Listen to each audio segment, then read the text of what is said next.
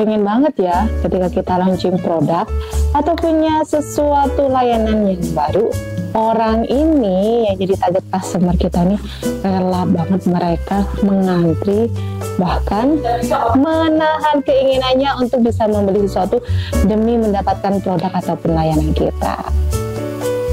Hai, Assalamualaikum warahmatullahi wabarakatuh. Welcome back to channel Lumina Indonesia.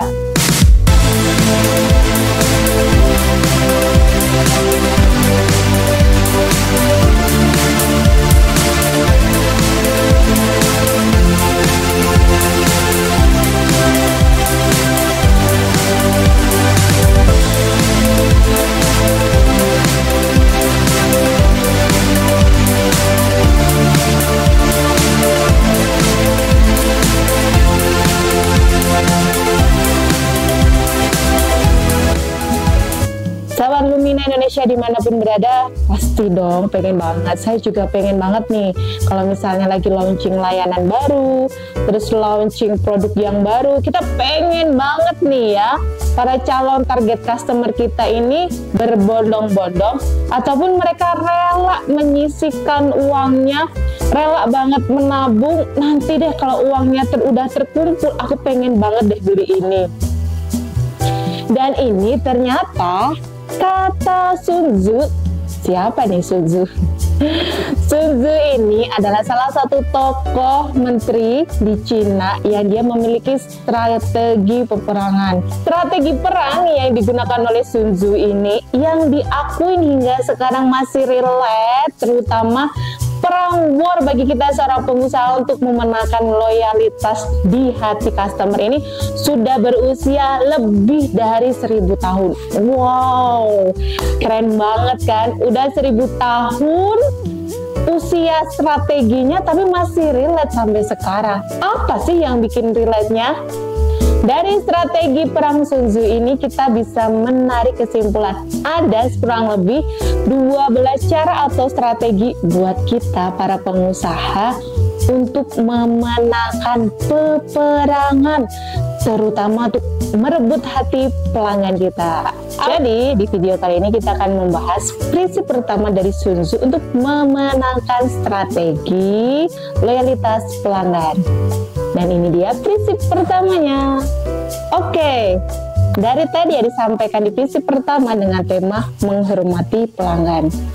Kira-kira apa yang kita lakukan nih biar kita bisa menghormati pelanggan? Pertama, kita harus tahu pelanggan kita siapa. Yang kedua, apa yang mereka inginkan. Dan yang ketiga, produk ataupun jasa yang kita tawarkan itu memenuhi keinginan mereka. Dan di sini dari strategi Sun Tzu ini, pelanggan dikategorikan menjadi 3 kategori. Yang pertama, pelanggan sebagai raja. Yang kedua, pelanggan sebagai hakim. Yang ketiga, pelanggan sebagai juri. Jadi pelanggan dibagi menjadi 3 ya. Pertama raja, yang kedua hakim, yang ketiga sebagai juri. Nah, 3 jenis pelanggan ini atau dilihat dari customer kita, tentu kita akan bisa menghormati mereka. Kalau pelanggan as a raja ya kita full service ya, namanya kita memperlakukan pelanggan kita sebagai raja. Lalu yang kedua, pelanggan kita dia bersikap sebagai hakim. Namanya hakim pasti judgement ya, menjudgement ini terlalu mahal nih dengan kondisi ini. Ini ternyata nggak sesuai. Nah, dengan pelanggannya tipenya dia seperti hakim membuat judgement, kita juga perlu menghormati ataupun menghargai dari pendapat dan statement dari pelanggan kita ini. Namanya orang kalau sudah dihargai, diakui, diterima pendapatnya, pasti mereka akan merasa loyal ya, mendapatkan tempat yang khusus. Jangan langsung dikalahkan, namanya juga pelanggan. Dan yang ketiga, pelanggan ini as a juri. Juri itu pasti menilai ya. Biasanya juri ada ini kan karena ada beberapa peserta kalau dalam perlombaan. Jadi dia akan membandingkan, misalnya kalau pakaian nih, Dia akan membandingkan pakaian dengan merek-merek yang hampir sama dari harga mungkin atau dari sama-sama yang menjual bahan baku. Dia akan menilai, ternyata dengan harga segini saya udah beli di sana lebih murah, lebih bagus. Nah, pelanggan sebagai juri, dan ketika kita menerima pelanggan kita as a juri, ya tentu kita perlu menghargai sudut penilaiannya, dan kita perlu menyampaikan value atau hal lain yang tidak bisa dinilai oleh juri ini yang akhirnya kita menetapkan harga segitu. Jadi poin yang pertama adalah kita melayani pelanggan.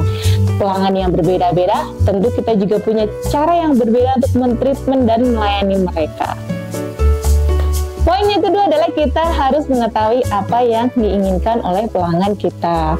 Apakah dia pengen produk dengan harga yang murah, atau kan kualitas yang bagus, atau kecepatan servis, ataukah pengen privasi dan yang lain sebagainya. Kita perlu mengetahui apa yang sebenarnya pelanggan inginkan. Nah, di sini untuk mengetahui apa yang sebenarnya pelanggan kita inginkan, kita harus bisa menentukan customer segment ataupun target market kita. Dan lebih spesifik lagi, kita perlu menentukan niche atau ceruk market yang sesuai dengan kita. Karena kalau kita sudah sesuai dengan ceruk marketnya, memang proporsinya kecil ya, tapi kita udah spesifik banget dari mereka. Mungkin kita akan cari tahu lifestyle-nya gimana, apa yang mereka konsumsi setiap hari, bagaimana mereka menjalin hubungan mungkin dengan keluarga, dengan timnya, dan lain sebagainya. Kita akan gunakan informasi-informasi itu untuk menentukan kira-kira apa sih yang sebenarnya mereka mau. Karena kalau kita tahu ini barang dijual ke siapa, dengan harga berapa, kita akan lebih tahu lagi bagaimana kita bisa memposisikan keinginan pelanggan kita. Karena kalau kita salah menebak apa keinginan pelanggan kita, ya memang efeknya produk kita tidak akan banyak laku, atau memang nggak akan pertumbuhannya sesuai dengan yang kita harapkan. Dan poin yang ketiga adalah pelanggan ini dia mau berkorban untuk mendapatkan produk yang kita launching atau produk di dalam kita. Misalnya nih, sama-sama kita sepakat sepatu Nike ataupun Adidas yang harganya jutaan, orang yang gajinya nggak segitu, yang tahu merek itu pasti pengen banget beli kan. Ya mungkin dia coba-cobain bela nabung, atau misalnya dia beli sepatu yang second karena dia merasa pride gitu ya, bangga dengan merek ini. Nah, kalau sampai di level ini, pelanggan kita ataupun calon customer kita, dia rela banget menahan dirinya, rela menabung, rela nggak beli segelas kopi yang harganya mahal hanya untuk mendapatkan sepatu ataupun pakaian yang diinginkan atau hal lain yang dia inginkan. Fix banget nih, selamat ya. Berarti bisnis Anda ini sudah berhasil memenangkan hati pelanggan. Oke, sahabat Lumina dimanapun, ini tadi ya baru prinsip pertama dari Sun Tzu yang bisa kita gunakan untuk memenangkan hati pelanggan dan loyalitas. Dan kita sendiri di Lumina nih sedang belajar juga untuk menerapkan strategi di Sun Tzu ini.